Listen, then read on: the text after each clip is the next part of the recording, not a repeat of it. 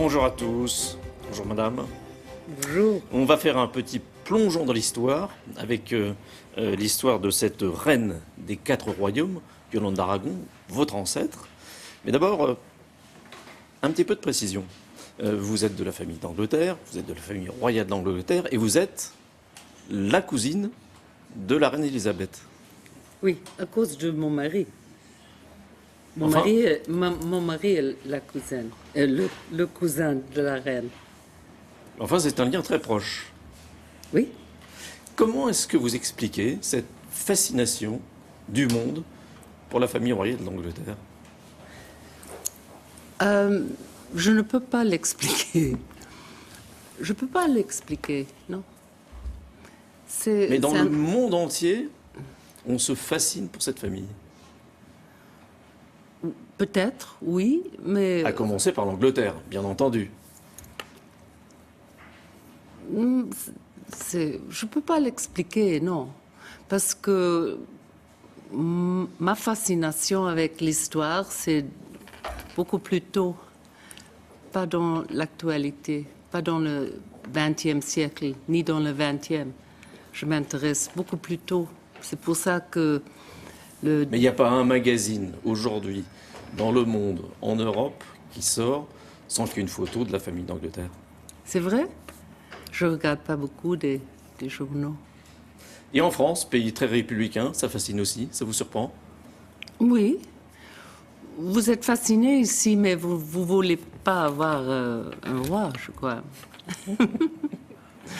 L'étiquette, Vous coupez les têtes de vos présidents aussi, je crois. l'étiquette, difficile à porter, très lourd.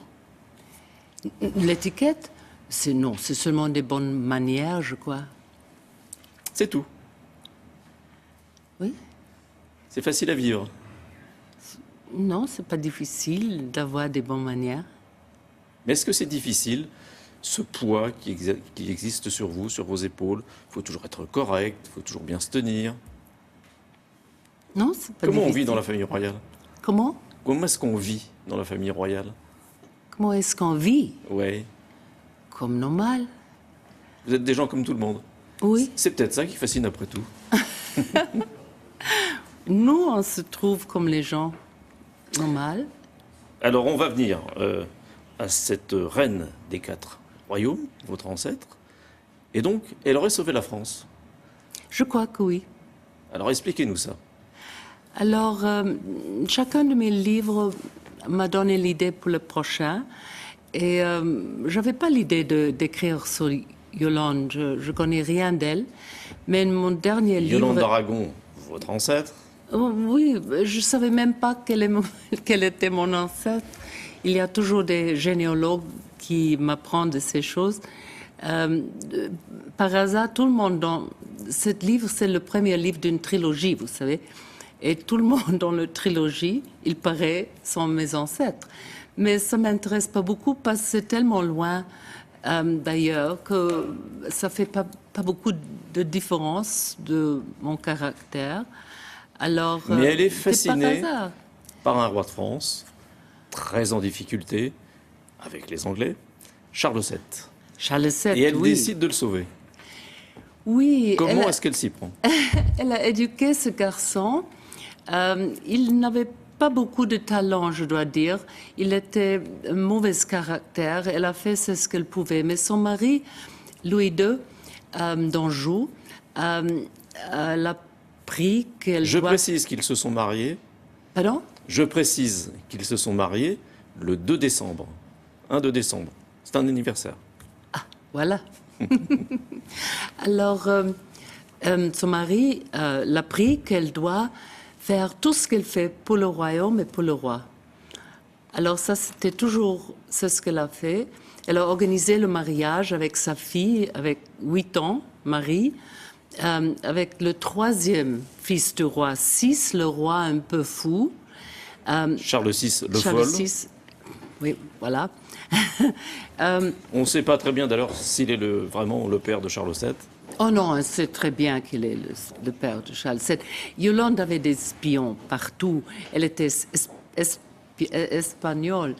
Non, elle savait très bien qu'il était le fils. Il avait des mauvaises langues partout, vous savez, comme toujours. Mais comment est-ce qu'elle fait pour le sauver? Alors, Des griffes des Anglais. il était le troisième fils, non? Il avait deux frères plus aînés qui étaient mariés avec les filles de duc de Bourgogne.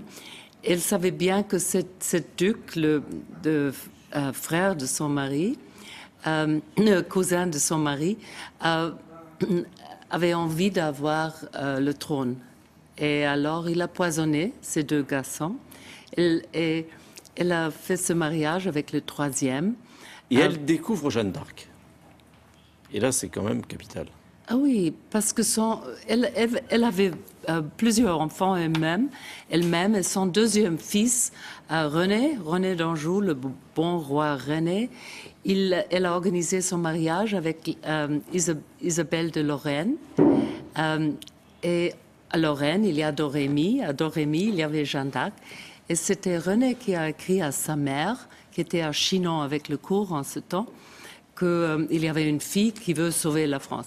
Alors c'est Yolande qui a écrit, alors l'envoie à moi, à Chinon, mais elle doit être habillée tout à fait en noir, chapeau noir, plume noire, cheval noir, tout à fait en noir, avec quelques soldats en noir, parce qu'ils étaient obligés de monter à cheval de Nancy jusqu'à Chinon, c'est loin.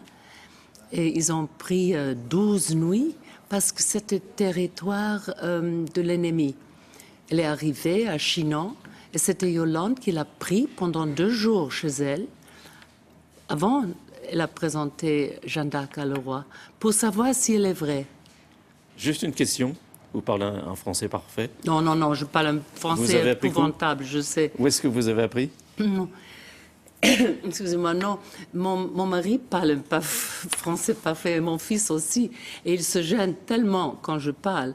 Alors, non, j'ai entendu beaucoup français autour de moi quand j'étais jeune. Je suis pas anglais, vous savez.